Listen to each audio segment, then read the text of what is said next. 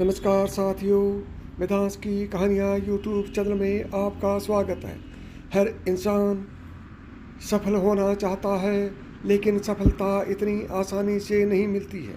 यदि आपको अपने जीवन में सफल होना है तो अपने रिश्तों को निभाना सीखना होगा। वो भी जानिए कैसे। हमारे जीवन में हमने अपने माता पिता बहुत काम करने से रोकते हैं कि तुम ये नहीं करोगे, तुम वहाँ पर नहीं जाओगे, तुम्हें यही करना पड़ेगा।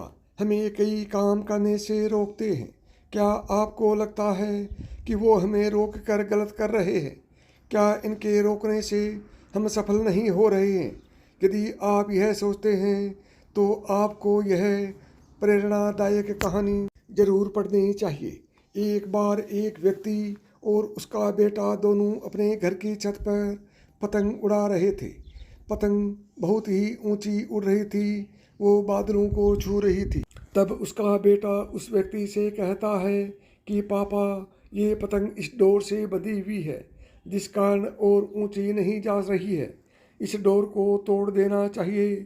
बेटे की ये बात सुनकर उसका पापा उसके कहने पर वो डोर तोड़ देता है।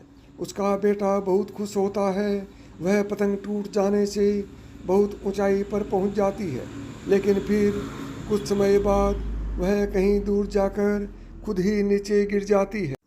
ये देख उस व्यक्ति का बेटा उदास हो जाता है। फिर वह व्यक्ति उसे कहता है कि अक्सर हमें लगता है कि हम जिस ऊंचाई पर हैं उस ऊंचाई से और भी ऊपर जाने से कुछ चीज़ें हमें रोक रही हैं, जैसे हमारा अनुशासन, रिश्ते, माता पिता और परिवार। इसकी वजह से हमें लगता है कि हम अपने जीवन में इस कारण ही सफल नहीं हो रहे हैं। इन सब से हमें आज़ाद हो जाना चाहिए। जैसा कि पतंग अपनी डोर से बंधे हुए रहती है और उस डोर की मदद से वह कई ऊंचाइयों को छू लेती है, उसी तरह हम भी अपने परिवार और रिश्तेदारों से बंधे हुए हैं।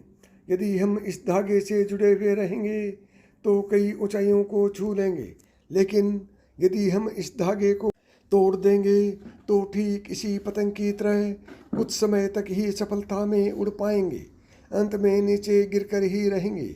ये पतंग जब तक नई ऊंचाइयों को हासिल करेगी तब तक वह अपनी डोर से बंधी हुई है, लेकिन जब पतंग अपनी डोर से मुक्त हो जाती है तो वह कुछ समय में ही नीचे गिर जाती है।